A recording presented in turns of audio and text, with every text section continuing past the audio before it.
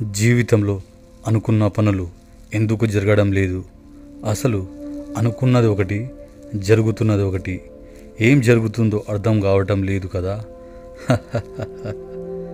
దీని వెనుకాల ఉన్న ఓ చిన్న మర్మాన్ని తెలుసుకుందాం. నాకు జరుగుతున్న పరిస్థితిని చూస్తే పిచ్చెక్కిపోతుంది. ఏం చేయాలో అర్థం కావడం లేదు. మనసు నిలకడగా ఉండడం లేదు. అసలు ఎందుకు బతుకుతున్నానా అని ఆలోచన అప్పుడప్పుడు వస్తూ ఉంటుంది. నా జీవితం ఇంతేనా అని మీరు బాధపడనవసరం లేదు. మీకు జీవితాన్ని మార్చి కొన్ని విషయాలు చెప్పబోతున్నాను. మిత్రులారా, మీరు ఈ ఛానల్ని కొత్తగా చూస్తున్నట్లయితే దయచేసి సబ్స్క్రైబ్ చేసుకోండి. వీడియో నచ్చితే లైక్ చేయండి. మీ మిత్రులతో షేర్ చేసుకోండి. ఇప్పుడు విషయంలోకి వెళ్దాం రండి. మిత్రులారా, మీరు అనుకున్నది ఒకటి, జరుగుతున్నది ఒకటి అని మీరు బాధపడుతున్నారా?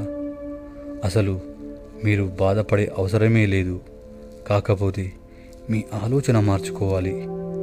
ఎలా అంటే, మీకు ఒక ఉదాహరణ ద్వారా మీ సందేహాలకు సమాధానమిస్తాను. మీ బాధకు కారణమేంటో ఇప్పుడు జాగ్రత్తగా వినండి. ఒక మామిడి చెట్టును పెంచే లక్ష్యం మీకు ఉందని అనుకోండి. మామిడి చెట్టును పెంచాలి కాబట్టి మీరు మొదటగా మామిడి మొక్కను తీసుకొస్తారు. తర్వాత ఒక గుంతను తవ్వి ఆ మొక్కను శ్రద్ధగా నాటుతారు. నాటి రోజు నుండి ప్రతిరోజు శ్రద్ధగా, ఎంతో ఆనందంగా, ఇష్టంగా ఆ మొక్క చెట్టుగా పెరిగేంత వరకు దాని పండ్లను ఎవరు తింటారో కూడా తెలియదు.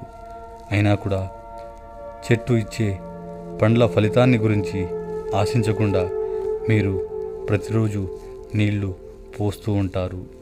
ఇదే కర్మయోగ సిద్ధాంతం అంటే. భగవద్గీతలో శ్రీకృష్ణుడు చెప్పిన విధంగా కర్మణ్యేవాధికారస్తే మా ఫలేషు కదాచన. You have the right to work only but never to the fruits of action. కర్మను ఆచరించే హక్కు మాత్రమే మీకు ఉంది, కానీ ఫలితాన్ని ఆశించే హక్కు మీకు లేదు అనే విషయాన్ని మర్చిపోకండి. మొక్కను నాటే సమయంలో అయినా ఈ మొక్కను నాటేది నేను, అది చెట్టుగా పెరిగిన తర్వాత దాని పండ్లను నేను తింటానా? అసలు నా పిల్లలు తింటారా? నాకు అవసరమా ఈ మొక్కను నాటడం అనే ఆలోచన మీకు మొదట్లోనే కలిగి ఉంటే మీరు ఆ మొక్కను నాటేవారు కాదు. మీరు ఓ లక్ష్యాన్ని పెట్టుకున్నప్పుడు ఆ లక్ష్యాన్ని పక్కన పెట్టేయండి. కానీ మీరు ఆ లక్ష్యాన్ని చేరుకునే ప్రయత్నాలు నిరంతరం చేస్తూ ముందుకు సాగండి. అలా కాకుండా నేను ఈ లక్ష్యం చేరడం ఎలా అని పదే పదే ఆ లక్ష్యం గురించి ఆలోచిస్తూ ఉంటే మీరు మీ లక్ష్యాన్ని ఎన్నటికీ చేరుకోలేరు. పైగా మీరు అలా అతిగా ఆలోచిస్తూ ఉంటే మీపై మీకే సందేహం కలుగుతుంది. అసలు నేను సాధించగలనా అనే సందేహాలు అనేకంగా పుట్టుకొస్తాయి. తద్వారా మీకు చివరిగా మిగిలేది ఓటమి మాత్రమే. ఒక ఉద్యోగం అనే మాట కాదు, మీరు చేసే ప్రతి పనిలోనూ ఇదే కర్మయోగను ఆచరించండి. ఎలాంటి స్వార్థం, అత్యాశ, లక్ష్యాన్ని చేరుకుంటానో లేదో అనే భయం మీకు అసలే ఉండకూడదు. కర్మాన్ని ఆచరించడమే నా బాధ్యత, అది గెలుపైనా ఓటమైనా నాకు సమానమే అనే ఆలోచనతో ముందుకు సాగండి. మీ జీవితం ఆనందంగా, సుఖమయంగా సాగుతుంది. ఓటమి అనేది నేర్చుకునే పాఠం మాత్రమే. అది అర్థం కాక ఓడిపోయాను అనే బాధతో కుంగిపోతున్నారు.